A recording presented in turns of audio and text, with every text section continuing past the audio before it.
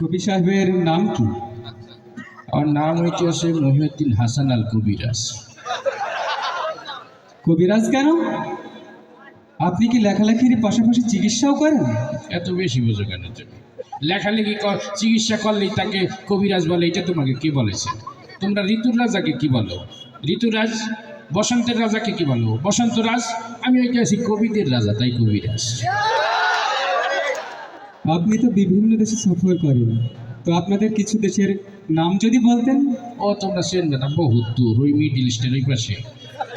এই কত দেশের নাম কম, এই মনে করো নোয়াখালী, কুমিল্লা, বরিশাল, চাঁদপুর, বহুত দেশে গেছি, চেনবে না তোমরা।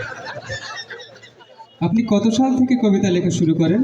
আমি তো বহুত আগে থেকেই কবিতা লিখি, প্রায় মনে করো 1900 কাল থেকেই কবিতা লিখি। আপনার লেখালেখির অভিজ্ঞতা সম্পর্কে যদি কিছু বলতেন।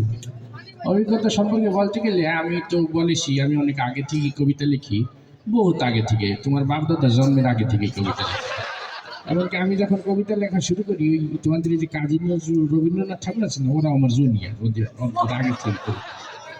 তোমরা গতকালে একটা কবিতা পড়েছো, পাখি সব করে রব রাতি পোহাইল, কাননে কুসুম কলি সকালে ফুটিলে, পড়েছো না? ওই কবিতাটা কিন্তু আমার লেখা।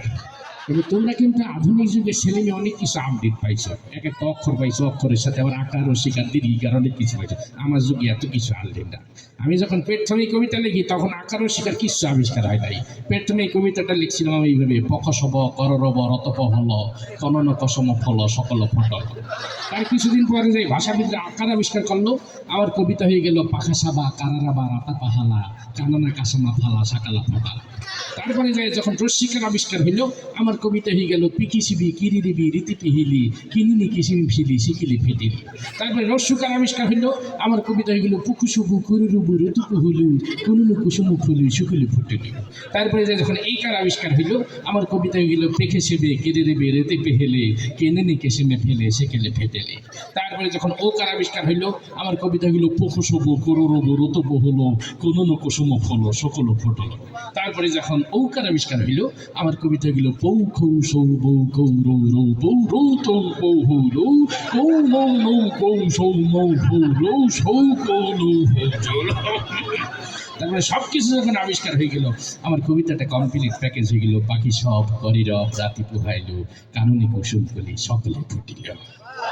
আচ্ছা আচ্ছা, এতক্ষণ তো আকার হস্যাইকার সম্পর্কে জানলাম। যখন অক্ষর আবিষ্কার হয়নি তখন কিভাবে লিখতেন? যখন অক্ষর আবিষ্কার হয় নাই তখন এই কবিতাটা আমি ইশারা ইঙ্গিতে লিখছিলাম। তখন লিখছিলাম এইভাবে,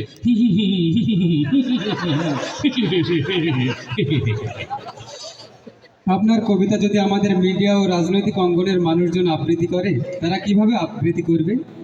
এই কবিতাটা অনেকে আবৃত্তি করছে, বিশেষ করে তোমাদের চলচ্চিত্র অঙ্গনের অনেকে আবৃত্তি করছে। এই কবিতাটা একদিন আমি গেলাম ডিপজলকে আবৃত্তি করতে, যে তুমি একটা আবৃত্তি করো।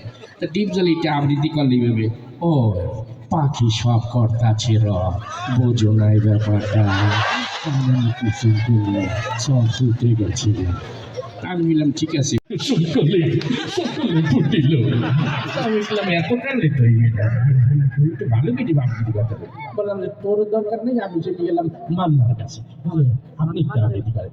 মান্না এটাকে আবৃত্তি করলে পাখি সব করে রব রাতি পোহালো অম্বাজান রাতি পোহালো কামনে কুসুম করে সকলে ফুটিল। আমি বললাম ভালো ইমোশনাল হয়েছিল, কিন্তু আমি তো মাঝখানে আম্মাজান লাগাই যাই, তুমি আবার এটি লাগাইলে। তা আমি বললাম তোর আবৃত্তি করার দরকার নেই, চলে গেলাম রুবেলের কাছে, ওই অ্যাকশন হিরো। তাকে বললাম কিন্তু তুমি একটু আবৃত্তি করো। সে আবার এটা আবৃত্তি করলেই বলে পাখি সব করে রব রাতি পোহালো কামনে কুসুম করে সকলে ফুটিল।